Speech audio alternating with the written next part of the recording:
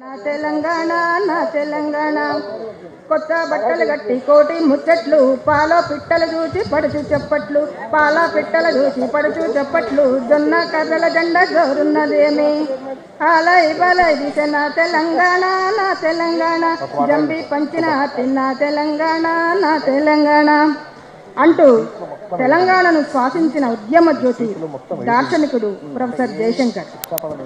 సిద్ధాంతకర్త, తొలితరానికి ఊపిరైన ఉద్యమ నేత, మలితరానికి మార్గదర్శి అయి ఇడ్లీ సాంబార్ గోబ్యాక్ అంటూ నినదించాడు.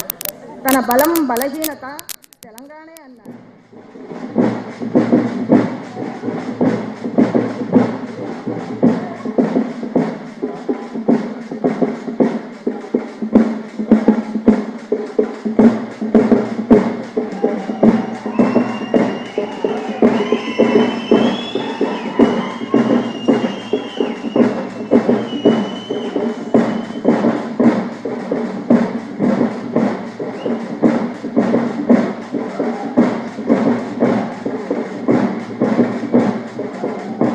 పొందారు.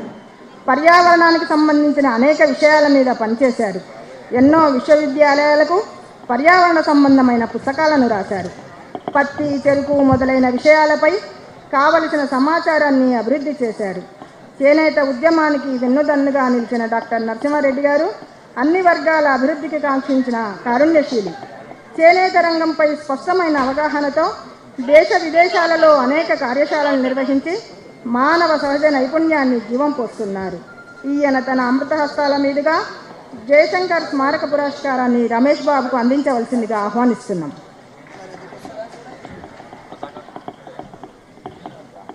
అవార్డు అందుకుంటున్న సందర్భంగా రమేష్ బాబు గారిని అభినందిస్తూ, టైం మిషన్లో ప్రయాణించే పరిశోధకుడు రమేష్ బాబు. శ్రీ హెచ్ రమేష్ బాబు గారు 1966 జూన్ 20 తేదీ నాడు నాగర్కర్నూలులో జన్మించారు. ఉస్మానియా విశ్వవిద్యాలయం నుంచి BA డిగ్రీ పొంది పోస్టల్ శాఖలో ఉద్యోగంలో చేరారు. రమేష్ బాబు సాహిత్య జీవితం కవిగా 1985లో ప్రారంభమైంది. మొదట్లో కవితా రచన కొంతకాలం సాగినా రాను రాను వచన రచన వైపు దృష్టి మళ్లించారు. జ్ఞాన సాధనకు, జ్ఞాన ప్రచారానికి వచనమే సరైన మాధ్యమాన్ని గుర్తించడంలో వేల సంఖ్యలో వారు వ్యాసాలు రాశారు. వీరు రాసిన సాహిత్య విమర్శన వ్యాసాలు సాహితీవేత్త మన్ననలు పొందాయి. వీరి రాజకీయ విశ్లేషణాత్మక వ్యాసాలు, తెలంగాణ సినిమా రంగానికి సంబంధించినటువంటి వ్యాసాలు ఎందరినో ఆకర్షించాయి. వీరి సంపాదకత్వం వహించిన గ్రంథాలలో గద్వాల డిగ్రీ సంచిక, బూర్గుల మంత్రివర్గంలో పనిచేసిన పల్లెర్ల హనుమంతరావు స్మృతి సంచిక, పురుషోత్తమరావు సంస్మరణ సంచిక, నెమలిక ముఖ్యమైనటువంటివి. ఈరోజు తేనా గౌరవ పురస్కారాన్ని అందుకుంటున్నటువంటి హెచ్ రమేష్ బాబు గారిని అభినందిస్తూ తర్వాత అవార్డు ప్రకటించవలసిందిగా దేవేందర్ గారిని కోరుతున్నాను. శ్రీ రమేష్ బాబు గారు తమ అనుభూతులు వ్యక్తపరచాల్సిందిగా కోరుతున్నారు.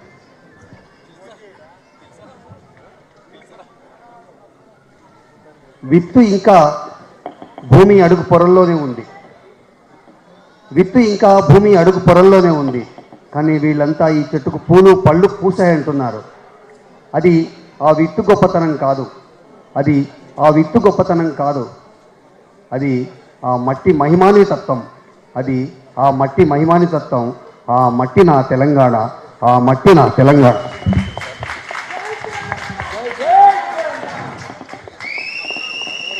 సమయం లేదు కనుక రెండు వాక్యాలతో ముగిస్తాను. తేనా వారికి ఈ అవార్డు ఇచ్చి నన్ను ప్రోత్సహించినందుకు, నేను చేసే పని బాగుందని చెప్పినందుకు, గుర్తించినందుకు వారికి ప్రత్యేకంగా ధన్యవాదాలు.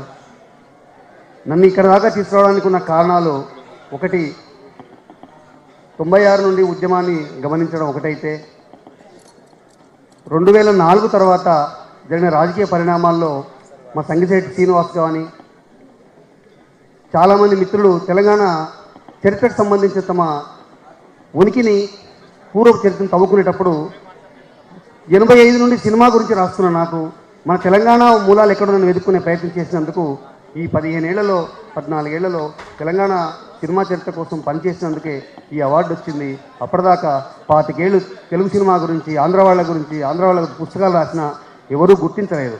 అంటే మనల్ని మన ఉనికిని, మన చరిత్ర మనం రాసుకుంటే మన గుర్తింపన్న ఒకటి రుజువు అయ్యింది.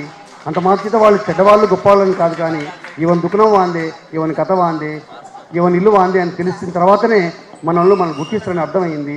ఎవరు గుర్తించాలని కాదు, కానీ నేను ఒక బస్సు సౌకర్యం కూడా లేని ఊళ్ళో పుట్టినవాడిని. కేవలం రేడియోతో నా జీవితం సమాజానికి నేను ప్రపంచాన్ని చూసిన వాడిని. మా ఇంట్లో ఉన్న చిన్న లైబ్రరీ, హోమ్ లైబ్రరీ నా జీవితానికి ఇంత మలుపు తీసుకొచ్చింది.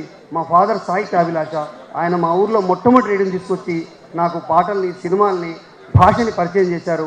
మా పేరెంట్స్కి చాలా థ్యాంక్స్. ఈ అవార్డు రావడానికి ఇంకొకరు 2-3 కారణం. వారి పేరు చెప్పుకోకపోతే నేను మనసు ఒప్పుకోదు. నాకు చాలా మటుకు పాలమూరు జిల్లా చరిత్ర గురించి, చాలా అంశాల గురించి ఒక వాక్యం చెప్పి దీని సంగతి చూడాలని చెప్పే మా బలరాం గారు వనపర్తి. ఆ తర్వాత నేను సినిమా గురించి ఎంత రాసినా, ఏం చేసినా నాకు తెలియని రాస్తున్నావు, కానీ ఈ గ్యాప్ సంగతి ఏందని నాకు చెప్పకుండానే ఒక మార్గదర్శనం చేసే బి నరసింహరావు గారు. ఎందుకంటే నేను 1922లో ధీరేన్ గంగులు వచ్చి ఇక్కడ సినిమాలు తీశారని చెప్పాను, కానీ ఆయన రావడానికి ముందు ఏం జరిగింది? ఆయన సినిమాలు అక్కడ కెమెరా వచ్చింది కదా, కెమెరా ఎట్లా వచ్చి ఇక్కడ రావడానికి కారణాలు చెప్పాలి అంటాడు.